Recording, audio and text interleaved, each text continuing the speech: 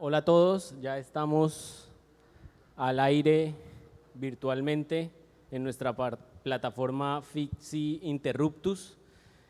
En este momento vamos a presentar nuestra charla sobre televisión regional narrativa que se llama Déjala morir o Don't Give Up. Es como un título que nos plantea una disyuntiva entre dos ideas que se chocan entre ambas por casualidad, pero que acá nos tiene, y es un poco el concepto también que hemos manejado dentro del Fixi Interruptus, de no dejar morir la cultura y de no rendirse tampoco con este tipo de eventos presenciales. Entonces es un gusto para mí presentarles a Edwin Salcedo, productor de la serie Déjala morir y Don't Give Up, y a Alexandro Basile, el director de estas series. Gracias. Gracias. Es un placer estar aquí.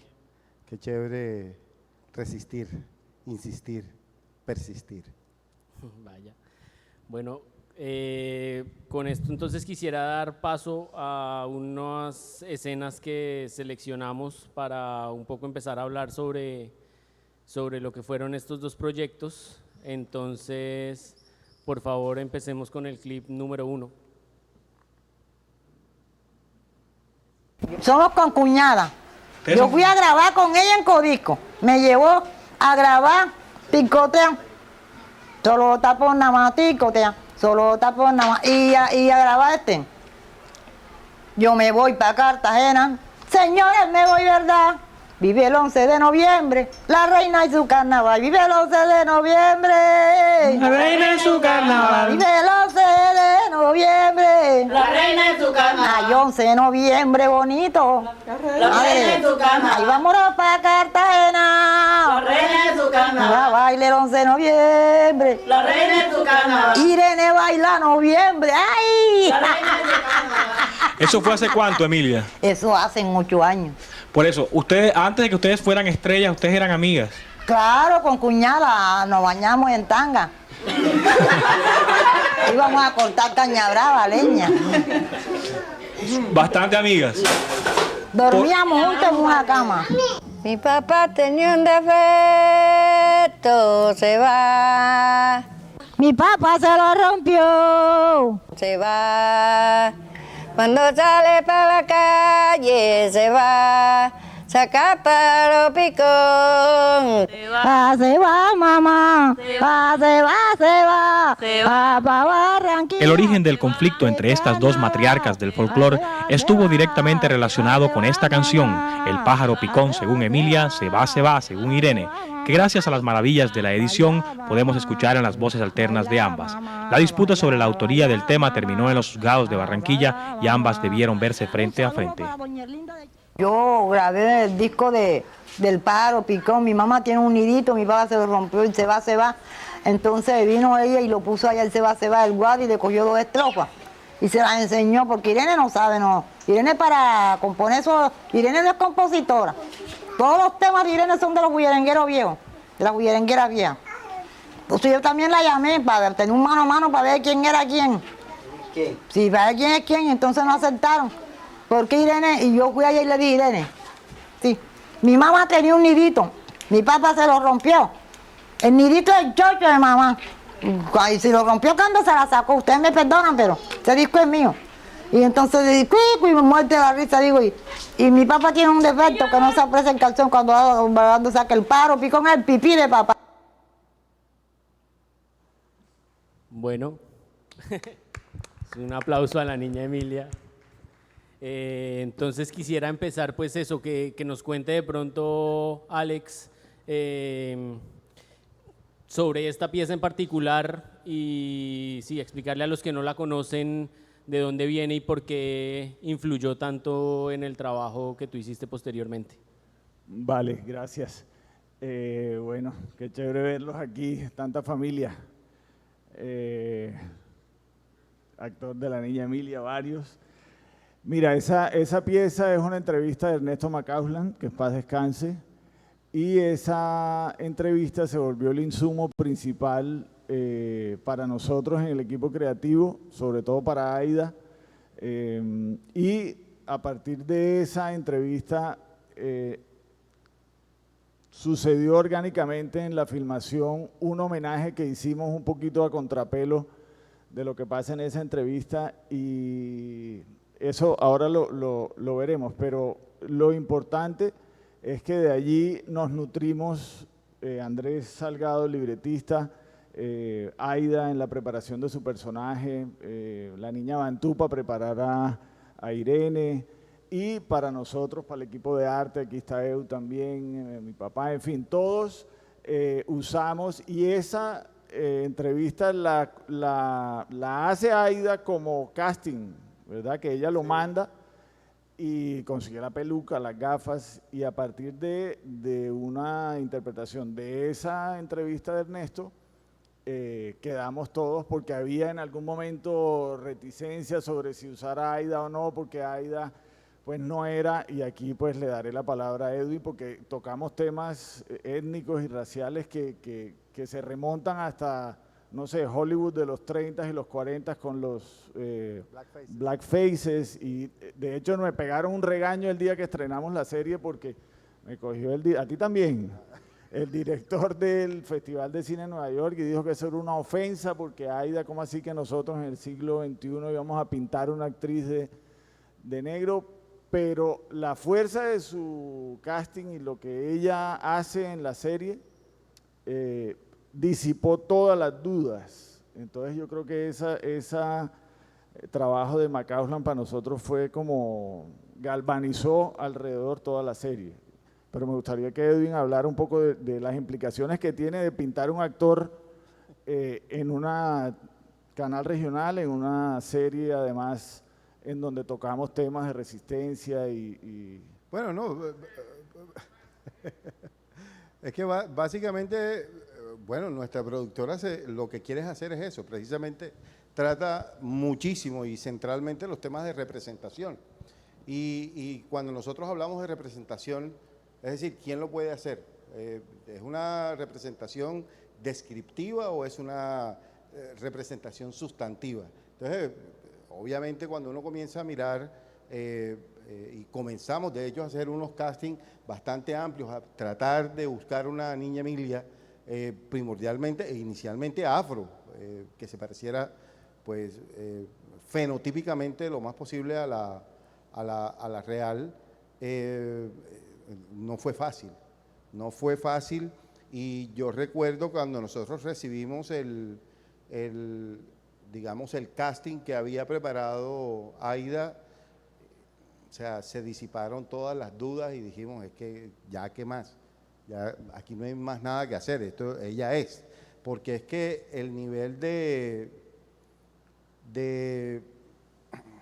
cómo asumió ella, o cómo absorbió, que yo creo que se apersonó tanto, que mucho tiempo después, o sea, realmente librarse de ese personaje no fue fácil. Sí, de hecho sigue cargando ella, musicalmente siguió, y ella hoy pues es una heredera del nuevo bullerengue, si se puede llamar así, y el anécdota de cuando estamos filmando la escena de esa entrevista ficcionada por nosotros, está la hija mayor al lado, estamos filmando, estamos repitiendo las frases que se dicen en esa entrevista, y se crea entre Aida y Nelly una cosa que nos tuvimos que quedar absolutamente quietos y callados, porque Nelly le comenzó a hablar a Aida como si fuera su mamá, y Aida contestarle como si fuera su mamá. No, y ahí dijimos ya, aquí mi hermano no, ya bajó y entró al recinto, porque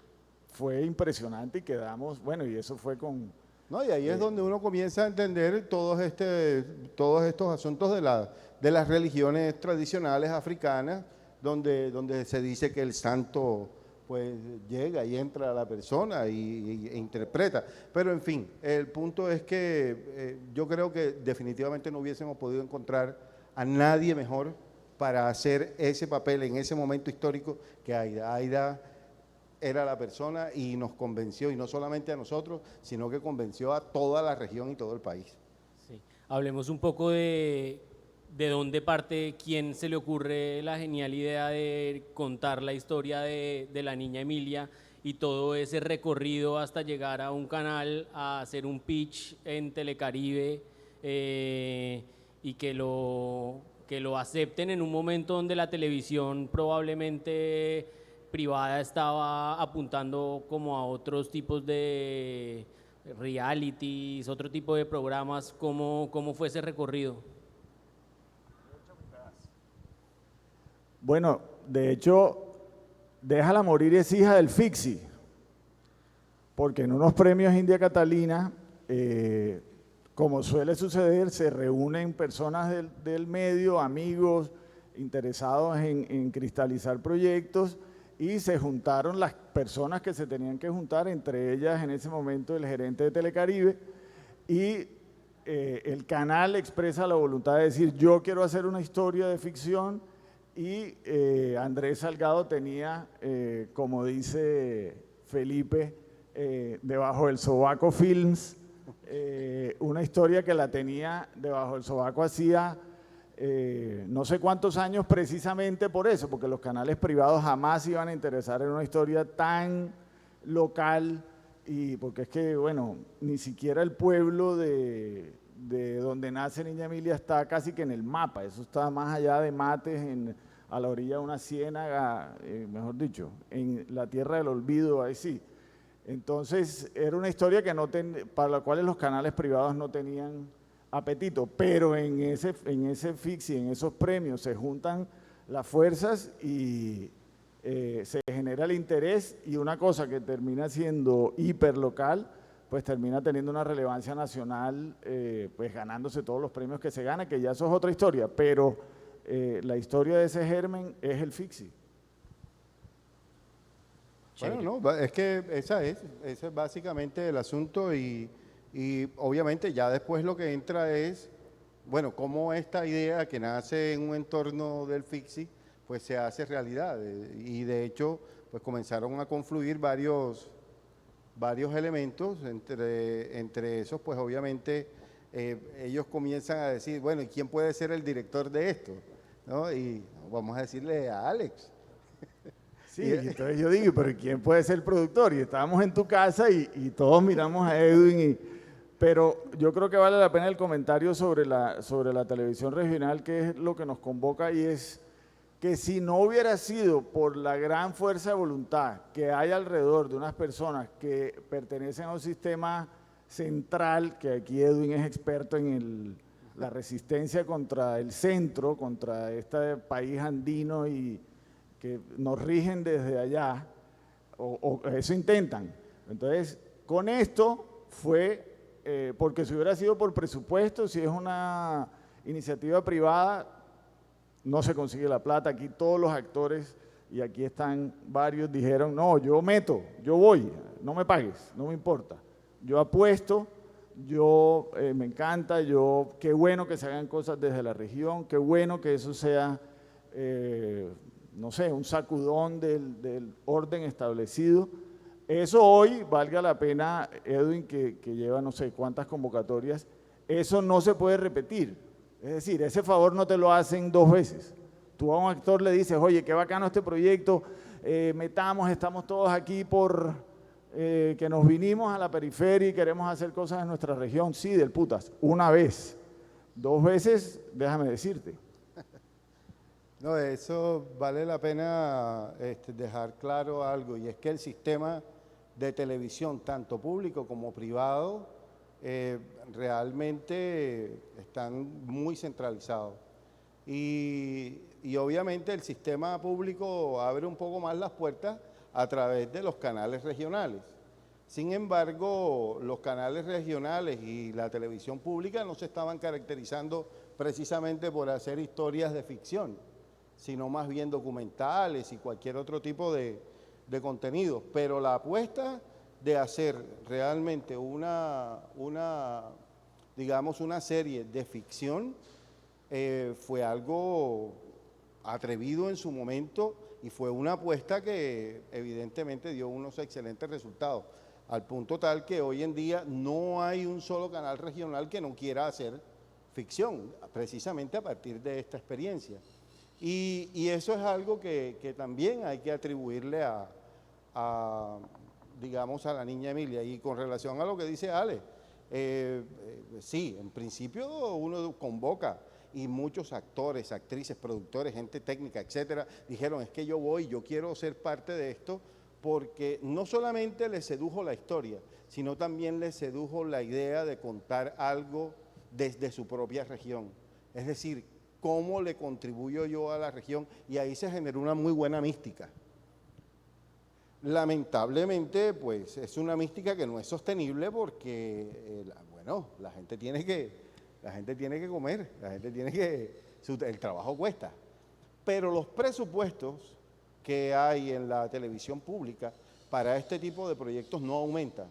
Es decir, en otras palabras, es complicado mantener, digamos, una dinámica de crecimiento en el desarrollo de este tipo de productos y de contenidos.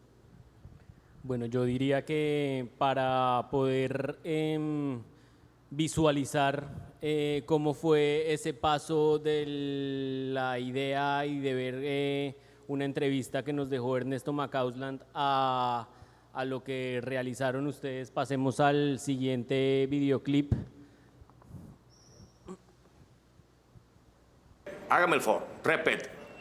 Aquí dice que la señora Irene compuso la canción Se va, se va. Se la compuso a su papá. ¿A mi papá?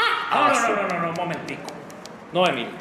Irene Martínez se lo compuso a su papá de ella. Ay. Ahora sí es que vamos a ver dónde es que la marimonda para y no cría. Vea, señor juez, yo le voy a decir una cosa. Lo que dice en ese papel no es cierto. Eso no es así. Eso no es así, carajo. Tranquilícese, niña Emilia, tranquilícese. Bueno, si usted sabe cómo fue, explíquenos. Espérense que yo le voy a decir cómo es ese cuento con la canción, porque esa canción es mía. Ah, bueno, ahí está. Mi mamá tenía un nidito, mi papá se lo rompió.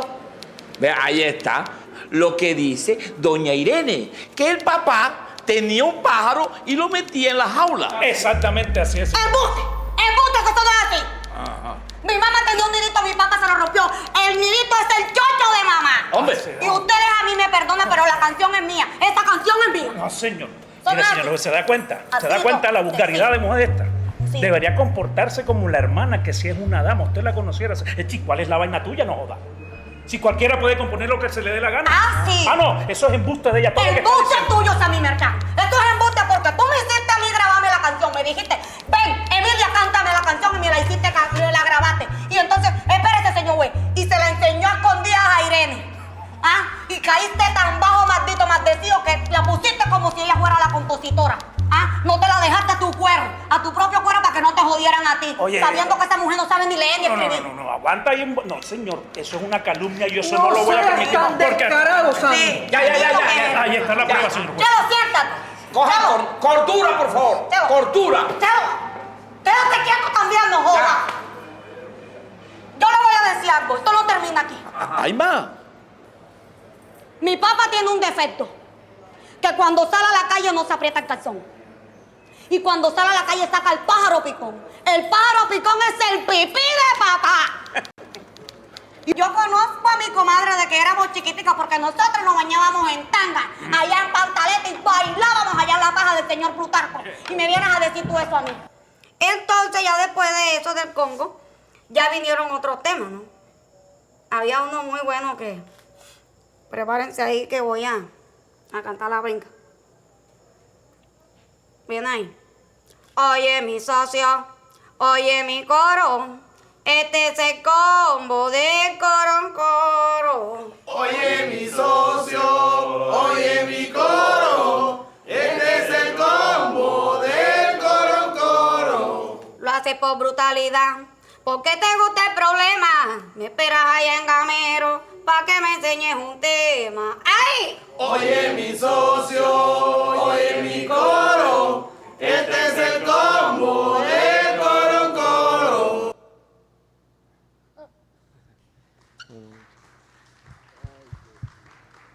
Aparte, que no habíamos mencionado que Déjala Morir además tiene un ingrediente de más que es como que mezcla un poco el documental o el falso documental, el hecho de que participe también la hija de la niña Emilia en la producción, entonces también le da como un enfoque diferente.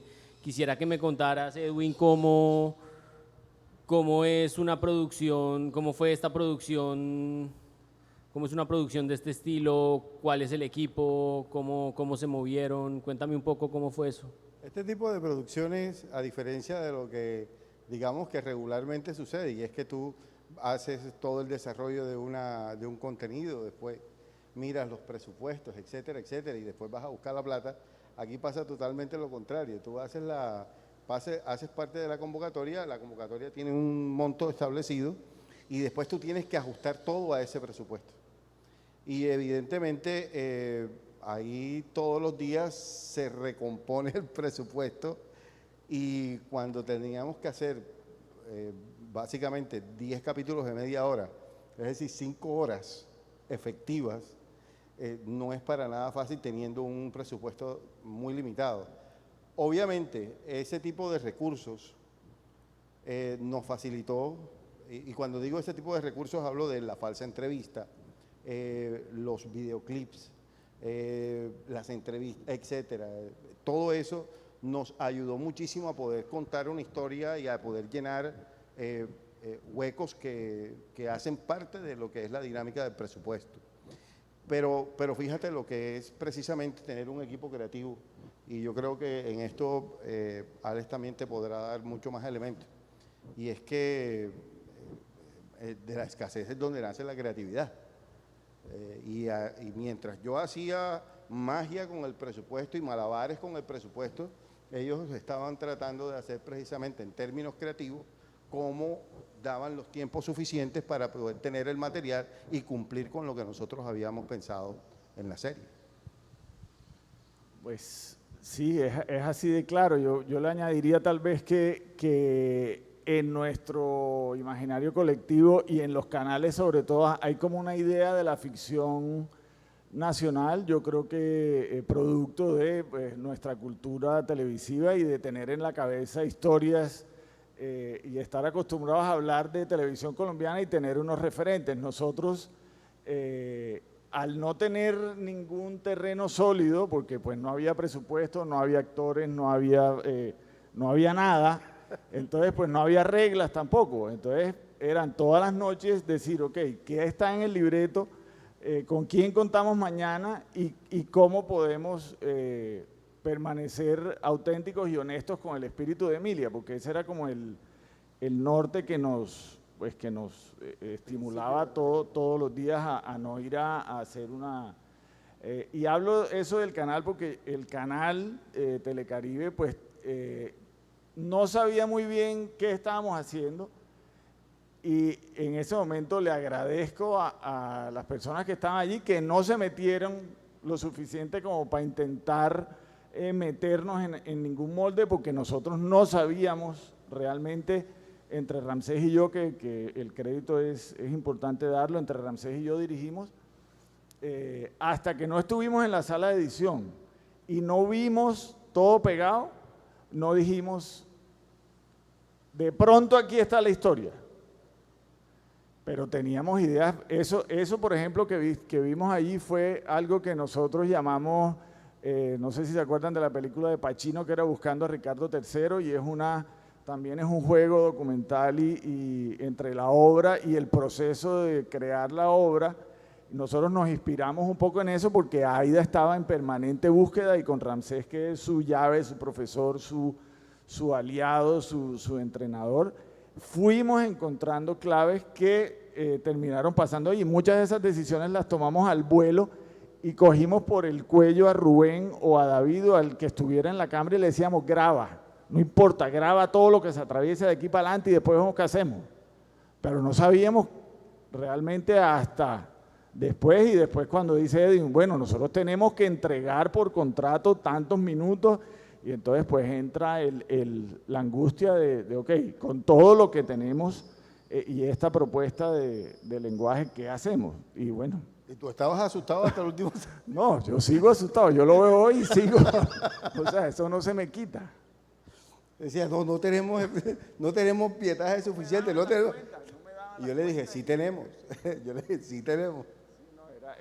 Porque además el escritor desde Barranquilla pues hizo su mejor esfuerzo, pero una cosa es el guión escrito en Barranquilla y otra en el set, y tú ahí enfrentado a los actores y al cronómetro y a lo que hay y a que eso sea, porque muchas veces la producción le gana a la creatividad, que eso es una cosa tal vez para los jóvenes, y es que creer que porque logramos tener todo lo que necesitamos para hacer la escena, ya hicimos la escena. No, apenas sabes que tienes todo, pues ahí tienes que, tú como director, construir toda la magia, no porque está todo ahí ya se hizo, ¿no? Entonces, esa dinámica, pues felizmente tuvo resultados que le gustaron a la gente, y yo creo que nosotros nos debemos más que a cualquier proceso nuestro interno, es a que la gente se conectó en sus casas, con una música tremendamente popular que sigue sonando hoy, con un personaje relevante hasta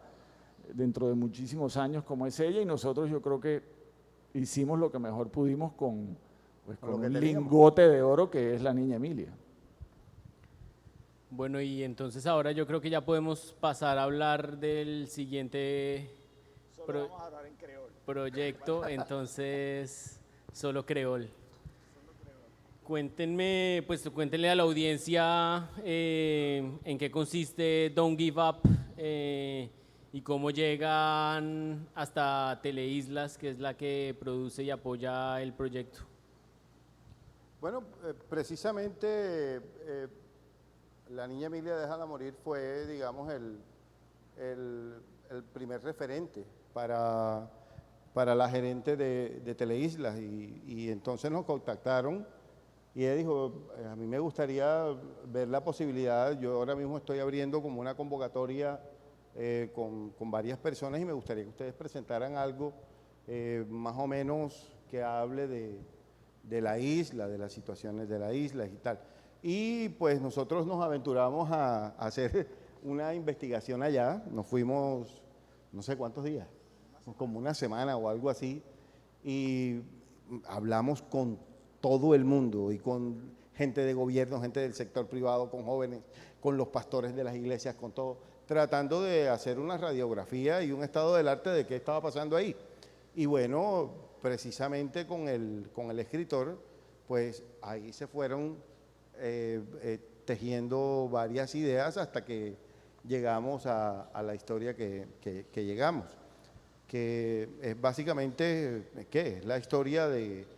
Son varias historias que se interconectan, pero centralmente es la historia de un chico que se llama Blacky, y este chico que es un waifa, que es un término en creol para aquellos muchachos que son gigolos, ¿no? En la playa y tal. Quiere pasar de ser eso a ser básicamente narcotraficante, o estar en la ruta de las personas que llevan y traen meterse en ese negocio en términos generales. Y bueno, y en esa ruta el muchacho lo que hace es encontrar toda una serie de rollos, muere quien no debe morir, en fin, hay cualquier cantidad de circunstancias y sucesos que nos muestran qué está pasando en la isla, no solamente entre la comunidad de jóvenes, sino también en diferentes sectores de la comunidad raizal. Y bueno, creo que tuvo también excelentes resultados, porque creo que los niveles de audiencia de esta serie pues, fueron muy altos en Teleislas, y al parecer mucha gente del archipiélago pues quedó muy contenta con ella. No sé si tú quieras como añadir algo más.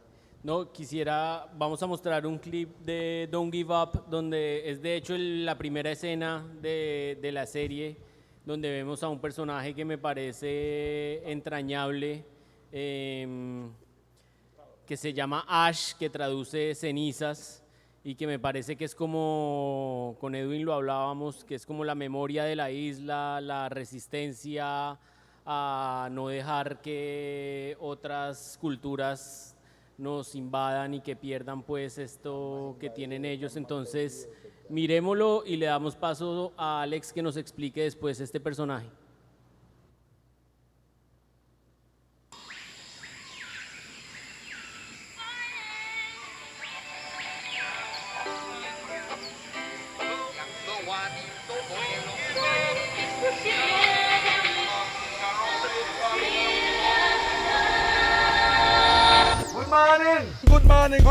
Good morning, San Andres, Providence, and Ketlina people. Well, I don't know if it's if the good morning or what. Right, all people, with the right here by the Abacoa radio station, transmitting right here, so from the 82 with 12 in the Southwest Caribbean Sea. Right over the next side there, we got Colón, Bocas del Toro, Costa Rica, Puerto Limón. Costa Rica, Puerto Limón. Well, Nicaragua, Bluefields, Can Island, Little Island, and look a bit more up there, so you got Belize right there. Why next side we can see it from here. We see the people them over there. See them over there. Colombia, they are sure. 500 miles from here. 500 miles. 500 miles from here. Colombia there. Why I tell you, them they far.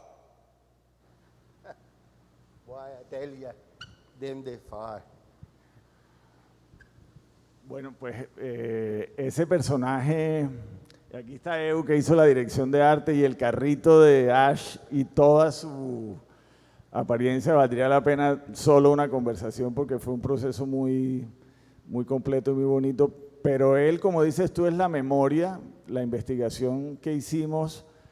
Pues nosotros como colombianos estamos muy en deuda con conectarnos con la realidad de San Andrés. Otra vez el Fixi es protagonista porque, pues, no sé, estando en una playa de Providencia y proyectando una película de allá y teniendo que corretear a la gente para que llegue a la playa a ver su película, fue para mí pues un campanazo de todo lo que siente la isla con Colombia. O sea, es una tensión permanente entre qué tan colombianos somos, qué tan independientes somos, qué tan cerca o qué tan lejos estamos, como dice Ash allí. Entonces, en boca de Ash tratamos de poner como ese discurso que para que no suene panfletario y ladrilludo, pues lo metimos en un personaje que tenía, pues además encontramos a Gustavo, que él en sí mismo ya es un ícono de la cultura sanandresana, es cantante, es papá de una dinastía de músicos, su esposa está involucrada con la educación musical y cultural.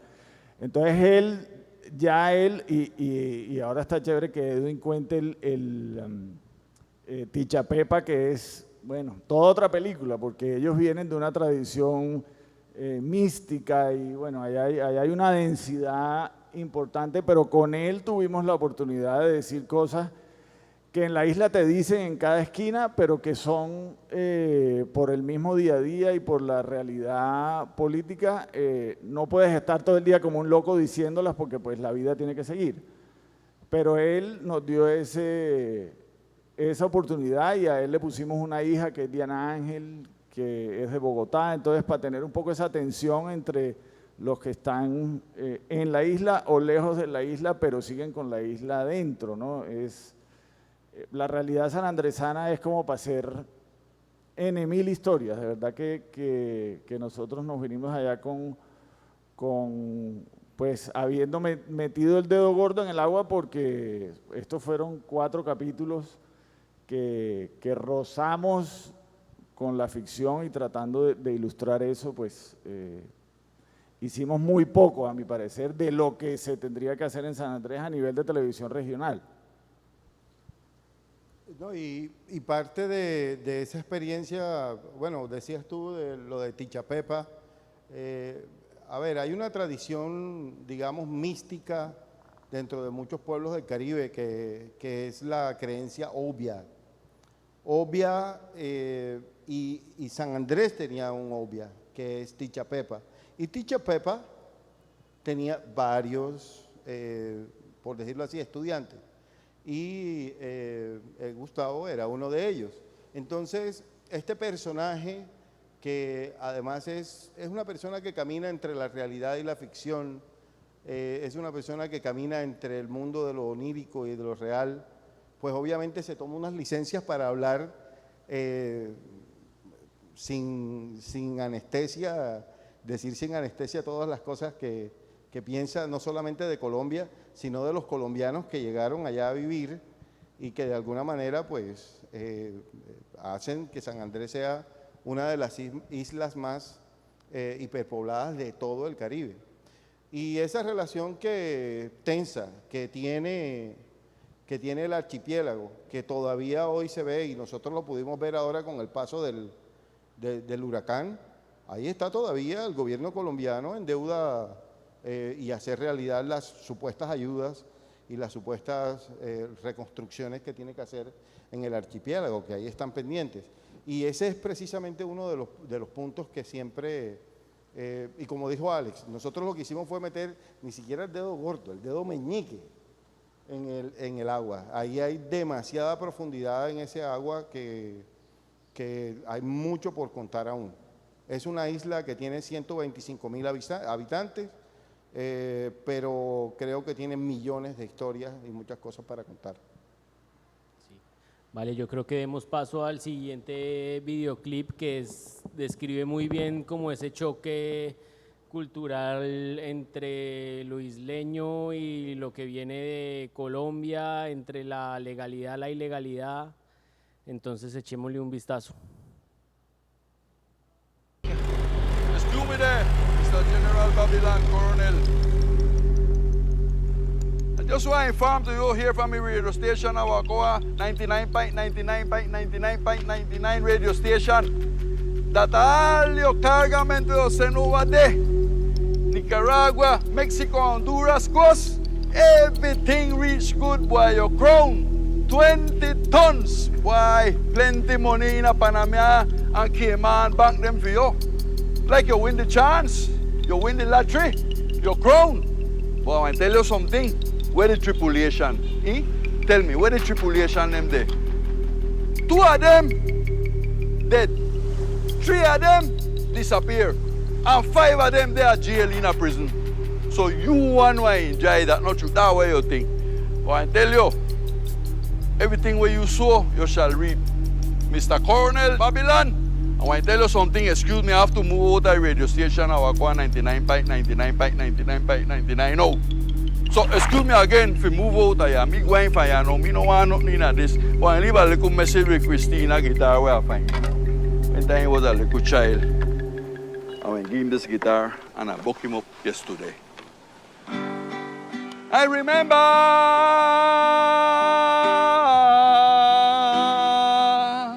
showing me the way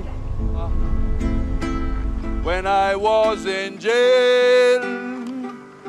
I was in jail. I was in jail. Yeah, I was a victim of political persecution, prisoner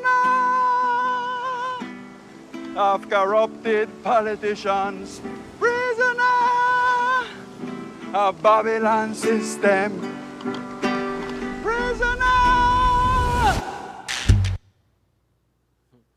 Genial. Hablemos un poco de cómo es grabar en creol, un idioma que probablemente no conocían, cuál fue el método pues para lograr esto, por un lado, y por otro lado también quisiera que combináramos eso con el casting, cómo fue la selección del casting en la isla. Bueno, aquí nos falta Ramsés para ese pedazo, y bueno, Edwin también obviamente estuvo, pero así como hay millones de historias en San Andrés, el talento también está allí y contamos con la suerte, pues Gustavo por un lado y los actores jóvenes que no alcanzamos a ver en esta selección. Algunos tenían experiencia en actuación y bueno, Ethel, ¿cómo que se llama ella? Bueno, Ethel, que es la protagonista femenina, es una cantante de música gospel impresionante, entonces tiene un manejo del escenario completamente segura de sí misma y un vocerrón. Entonces, eso nos ayudó muchísimo y el trabajo que hace Ramsés de entrenamiento y preparación y ensayos es fundamental para poder combinar actores. Si digo naturales me regaña porque según él ese término no se puede usar, pero actores con menos experiencia y bueno, Bayona, esa mezcla para que sea orgánica y no se sientan los brincos, pues hay que camellarle y hay que tener pues paciencia en un clima que no propicie mucho la paciencia porque son, no sé, 30 grados, el mar, lancha, moto, persecución, policía, en fin. Pero en la esencia de la historia, que son unos pelados que están luchando por como sacudirse de esos moldes, en esa fuerza interior Ramsés fue fundamental en encontrar el proceso con ellos, que es, como te digo, nos ayudó muchísimo que fueran la mayoría músicos, entonces tienen un sentido del ritmo y de la musicalidad, obviamente. Entonces en los textos y en creol, pues con lo poco que uno sabe de inglés, más hablar con ellos en espacriol, ahí terminamos hablando lo que el rodaje dictó, que era, porque pues no solamente hablamos nosotros, Edwin, pero entonces la dirección de arte, el fotógrafo, no, son 50 órdenes al mismo tiempo, que párate aquí, ojo, pero logramos, porque era un elenco pequeño también, logramos allí eso que se logra yo creo que en los grupos de teatro, de estar todo el día juntos de un lado para otro, ahí se va como creando un lenguaje propio. Sí, la otra cosa es que tuvimos la precaución de hacer traducción de todos los libretos y de todos los diálogos a inglés estándar, como le dicen ellos, ¿no? A inglés Standard English, porque ellos tienen la facilidad de, pues,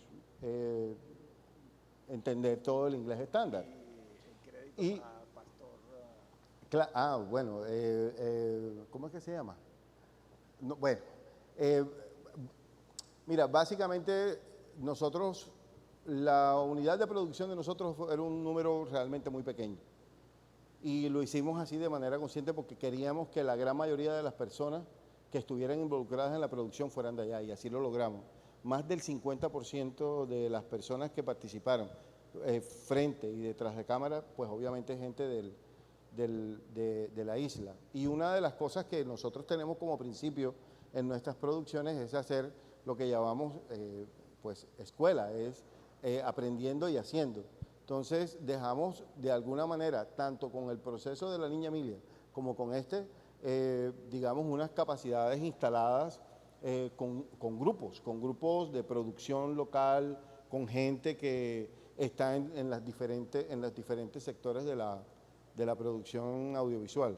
Entonces, pero volviendo al principio, ellos se aprendieran todos sus diálogos y parlamentos en inglés, que era más fácil para ellos y simplemente lo hablaban en creol. Entonces eso, digamos que facilitó de alguna manera, en conjunto obviamente con el trabajo que hizo Ramsés, de poderles ayudar a encontrar la voz interior del personaje y de la estructuración y la consolidación y de ese personaje como tal. Y yo creo que eso hizo que todas las cosas fluyeran pues, maravillosamente. Ellos terminaron reescribiendo lo ya reescrito porque en la puesta en escena pues hay cosas que naturalmente dicen más fácilmente en su día a día, entonces nos adaptamos rápidamente a esa entrega de esos diálogos. Sí. Chévere, yo creo que es un buen momento para dar paso al último videoclip, ya que muestra muy bien más o menos cómo la complejidad de la producción de esta serie, que tiene pues escenas de persecución, escenas de noche que se nota que son complejas, tomas submarinas. Entonces pues sí, chévere que la veamos y sigamos hablando un poco de la producción.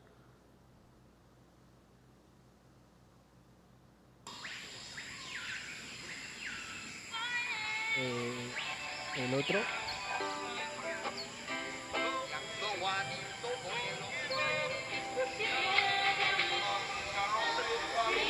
No, es el tercero. Good morning. Good morning, good morning, good morning, San Andres, Providence, and Catalina people. Well, I don't know if it's if that good morning or what. El siguiente. Right, all people. We're right here by the Abacoa radio station. Transmitting right here, so from the 82 with 12 in the Southwest Caribbean. No, esa no es. Right over the next side there, we got Colón. Es una que se llama DGU3. ¿Esa era la que estaba? Sí. ¿Cuál era? ¿Qué escena era?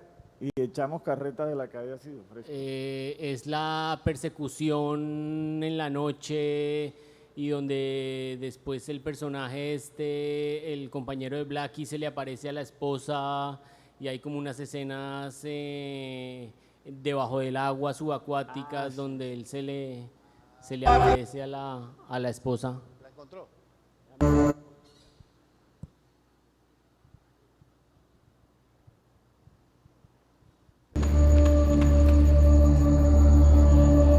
Jimmy gone. We don't know what happened there. We don't know if he's dead or alive. The line checks the floor. We don't know who did that.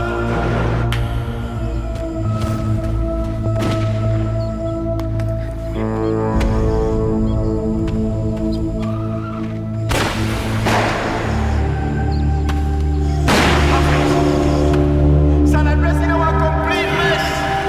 We make them bad people come from Uganda and campaign to look with the bandits. How are we doing what we're not doing? But make them do something, church. To stop para bad things. Dale. Mírala ahí. Hey, where you come here from, man? Why? Look what to the corner. What to the hotel. I'm going to quieto, al piso. Vamos a ver, quieto. Stop. Fuera, guay. Kill me, no. Cállate, estamos.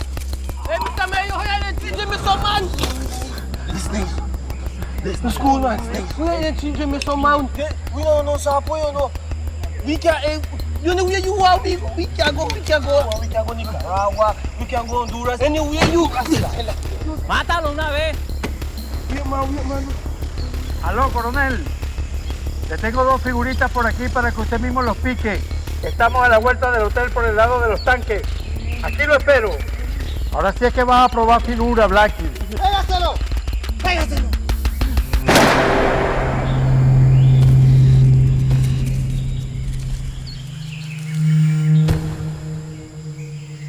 Metan ese negro al agua que yo me encargo de este bobo. Todo bobo. Qué mal, qué mal.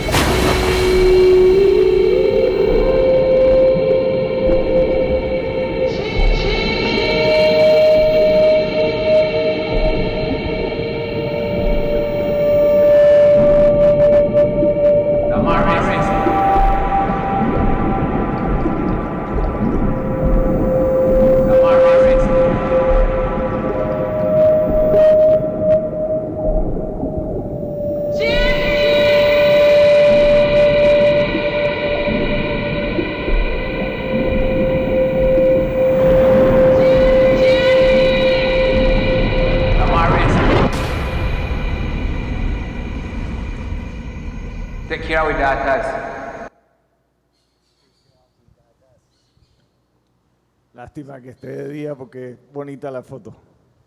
Sí, pues hablemos un poco de eso, pero pues no puedo dejar pasar el hecho de la apuntada de un nativo al otro y como matándolo. Cuénteme eso, de dónde viene y qué querían expresar con eso. Bueno, esa es una historia de verdad. O sea, todo lo que hicimos fue una mezcla de historias que nos contaron. De hecho, nuestra versión es mucho más, dirían los gringos PG, que lo que nos contaron, porque ahí lo que pasa en el mar en San Andrés, en esos cruces, es violentísimo. Entonces, pero es como en el arco de ese personaje que Jimmy era como su peor final era tener que matar a su propio mentor en una vuelta en donde él quería que él lo ayudara a salir de ahí. Entonces todo le sale tan mal que es como bueno, la tragedia absoluta. Entonces ese es un poco el objetivo dramático de llevar ese personaje hasta allá.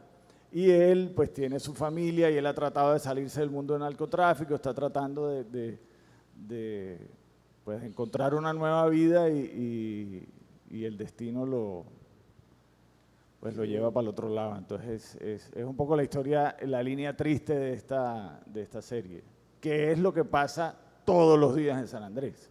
Todos los días. La estadística que nos dieron era que no sé si son 5.000 o 10.000 pelados sanandresanos que están en las cárceles de Tampa. Hoy. Y esos son los que llegan y los que cogen y los que están en el mar y los que pican y los que los convencen de hacer un cruce y después los matan para no pagarles, en fin. Es que precisamente, realmente, ahí es donde uno dice la realidad es más cruda que la ficción. Aquí uno pues obviamente trata de ser más simbólico en el asunto, pero es totalmente preocupante cuando tú miras que, a ver, empezando por una cosa, el mundo del narcotráfico que precisamente involucra a los jóvenes de la isla, no es el hecho de llevar cargamentos de coca en sí, es el abastecimiento de gasolina para las embarcaciones de alta velocidad que van rumbo a ¿cómo es que se llama? A México o a Centroamérica, en términos generales. Entonces, obviamente, ellos lo que hacen es llevar muchas pimpinas de gasolina y en un punto determinado, en un espacio tal, ahí llega entonces una embarcación, supuestamente agarra la gasolina, les paga y sigue el rumbo ya sea hacia México, a Nicaragua, Honduras o lo que fuere. Y ahí en ese tipo de transacciones es donde realmente pasa de todo. Y donde nosotros hicimos digamos, las filmaciones, es el lugar de hecho donde, por lo general, de donde zarpan este tipo de embarcaciones. Y es una realidad que está relacionada a la falta de oportunidades, a la falta de atención precisamente que tiene, digamos, las instituciones gubernamentales con el pueblo de San Andrés. Y la gente no se deja morir, la gente busca las maneras. O sea, si tú no le abres la puerta del ascensor institucional, te arman una escalera por la parte de afuera del edificio. Y eso es lo que está pasando ahí y eso pasa en todos lados. Y hablando de edificio, ¿cuenta el tamaño del edificio de la policía en San Andrés? ¿Cómo si era? ese mismo edificio fuera una universidad, pero bueno, no vamos aquí a debería, pero es tal el problema que el edificio de la policía en San Andrés es como una afirmación de que aquí está la ley, así no pueden hacer nada, porque pasa lo que pasa en la serie. Exacto. Sí, eso no... Y en fin, yo creo que, digamos que esos 4 capítulos hacen una radiografía muy rápida de qué está pasando ahora en la isla y que no es una cosa que es de ahora, sino que también tiene ya un buen recorrido en el tiempo. Con relación a la producción de todo esto, pues obviamente fue muy interesante poder armar todo el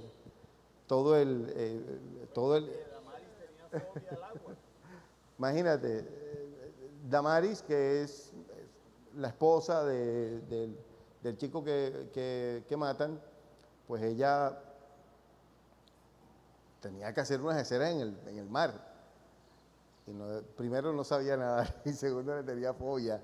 Entonces le tocó a ella hacer un entrenamiento como de 15 días antes, ¿sí? Para poderse familiarizar y tal. Lo logró. Y eso es totalmente plausible. Y entre otras cosas, yo quiero de verdad hacer énfasis en algo. Mucha gente me decía, mira, la gente de San Andrés es súper complicada para trabajar, la gente te deja la vaina tirada, mira que lleva a todo el mundo de acá. Y yo digo, no, nosotros vamos a hacer la apuesta que pensamos, es decir, con la gente de allá.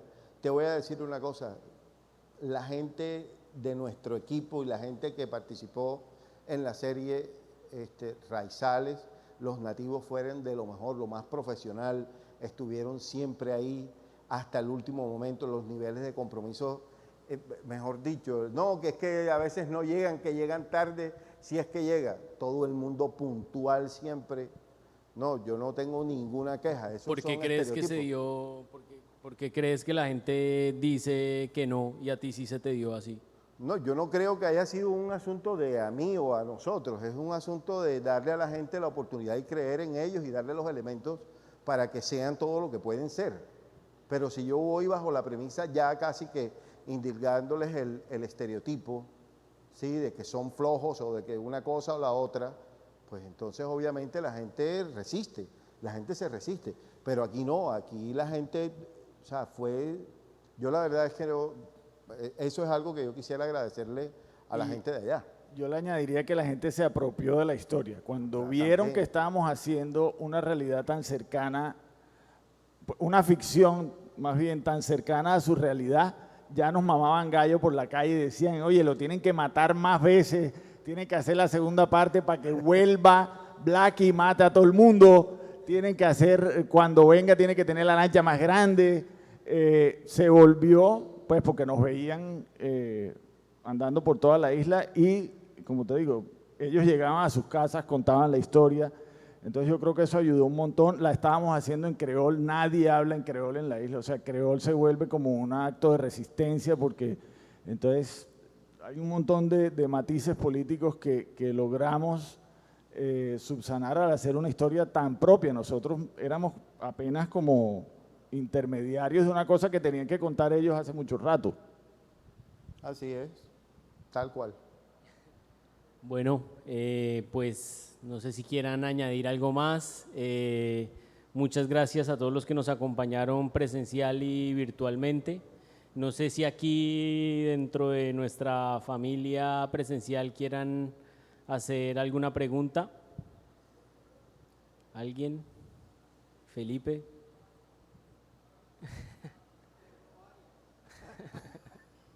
Una por lo menos entonces.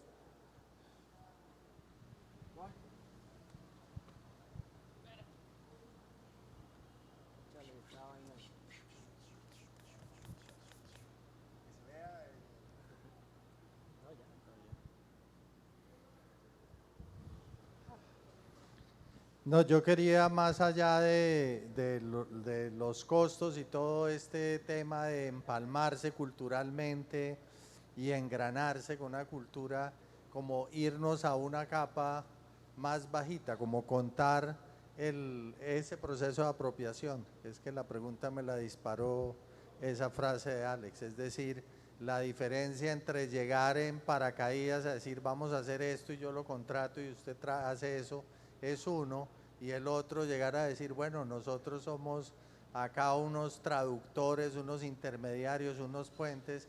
¿Cómo es ese camino? Porque hay unas resistencias, es decir, nosotros hemos estado allá y tú colombiano, yo raizal, ¿cómo se tendió ese puente y cuál fue el proceso? O sea, ¿cuánto les tomó? ¿Un mes, 2 días, 5, 2 semanas? ¿En qué momento se hizo clic? Me parece que ese es un punto bien interesante. Creo que esto hay que fumigar. Bueno, yo creo que, digamos que el primer punto ahí de pronto a resaltar fue en el momento en que hicimos la investigación. A ver, ya yo tenía un cierto nivel de conocimiento de los liderazgos en la isla, pues yo venía trabajando con mucha gente de la isla desde hace muchísimos años, incluyendo a la que hoy es gerente. Entonces, digamos que cuando nosotros llegamos allá, pues llegar a todos los líderes de la isla, llegar a todo eso, da un cierto nivel en primera instancia de legitimidad de la historia como tal. Es decir, nosotros no nos estábamos inventando una historia, sino que estábamos tomando las historias de ellos y transformándola en algo que se tenía que decir. Eso fue lo primero. Pero la otra cosa es que, desde mi punto de vista, cuando se hicieron los libretos, se hicieron 8 o 9 versiones del libreto en el transcurso del tiempo. Y en ese proceso nosotros trajimos a varias personas raizales para que lo miraran, para que leyeran con nosotros, para que aportaran. Esto es creíble, esto no es creíble, esto qué es, cómo es este proceso. Entonces, obviamente, creo que la suma de todos estos elementos, más el nivel de apropiación que tuvo el mismo canal, más tener un nivel de, digamos, tan cercano a la gente en el proceso de la selección de los personajes, en la construcción que tuvo Ramsés con todos ellos. Todos esos elementos, compartir, es que realmente eso se convirtió en una familia durante las, ¿cuántas? 3 semanas, casi 4 semanas que estuvimos ahí. Sí, tal cual. Yo tal vez complementaría con que esa semana de investigación, el canal y Emiliana personalmente fue de una ambición y de una visión y de una generosidad desbordada, porque nos dio acceso a hablar, mejor dicho, casi que ella hizo un lobby y hablamos con todos los lados del pastel. O sea, hablamos con los más contestatarios raizales que quieren la independencia de San Andrés ya y solo habrá el creol y que la religión solamente sea la bautista y no tener nada que ver con Colombia, hasta con el otro lado de la moneda, bueno, tú estuviste montado en ese carro que es el más claro símbolo de lo que es estar en San Andrés. Colombiano. Con colombiano, o sea, él fue víctima de colombiano. Entonces, en carne propia sintió el discurso. Pero en ese recorrido, pues no fueron pocas entrevistas, y no solamente no fueron pocas, sino que fueron con la gente que era. Entonces ya entre esa gente corrió la voz de que estábamos construyendo una historia. Yo creo que eso fue de Emiliana muy agudo la decisión de ponernos en contacto con esas personas. Ya después entra este proceso que dice Edwin y pues lo que sucede ya en un rodaje, que es una cosa como de camaradería. Y los pastores también abrieron mucho espacio. De hecho, la mayor inspiración es la historia que le pasa a un pastor que no podemos decir cuál es, pero a él le llega a un pelado escapando de una realidad del narcotráfico, y él lo esconde en la iglesia. Ese fue el punto de partida. Nosotros dijimos, mira, eso es como Dios protegiendo al diablo y adentro de la iglesia. No nos dejaron por cuestiones políticas filmar en First Baptist, que es así como la iglesia más de mayor tradición y el ícono, pero terminamos en una divina orilla del mar. En fin, todas las cosas que pasaron fueron reflejo de lo que hoy tensiona a San Andrés, pero la apropiación fue así. Vale, bueno, pues ¿Hay alguien más allá con alguien por allá? Sí, pero que habiliten otro.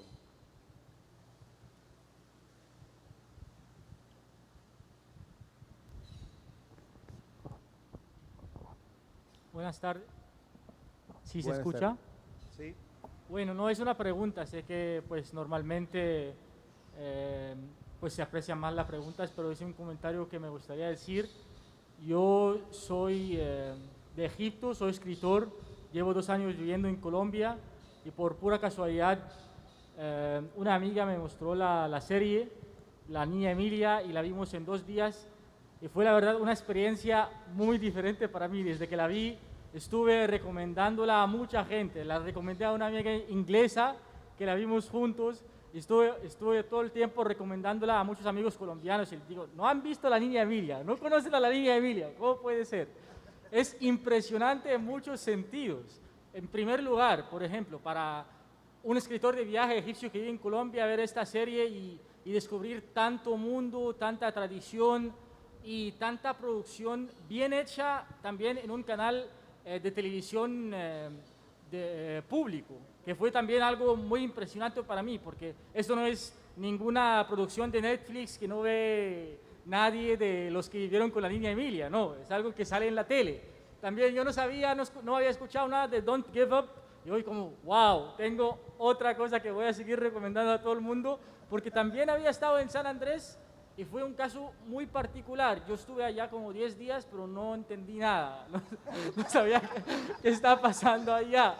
Entonces, ver la serie me va a ayudar muchísimo para volver a San Andrés y ver muchas cosas que no logré entender, y después escribir, no sé, tal vez 1, 2, 3 artículos en árabe de San Andrés, y como que la gente, eso fue a vivir, no, yo vi una serie que hicieron 2 colombianos para mostrar qué es lo que es San Andrés y lo que es el criol y lo que es la cultura allá y lo que puede ser la gente. Eso es también muy difícil, lo entiendo, porque es mucho más fácil hacer algo de las películas de narcos que salen en Netflix, que no tienen ningún valor.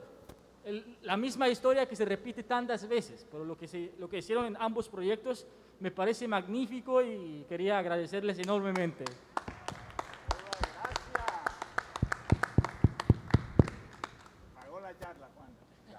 Ya con eso cerramos con broche de oro. Bueno, muchas gracias. Muchas gracias.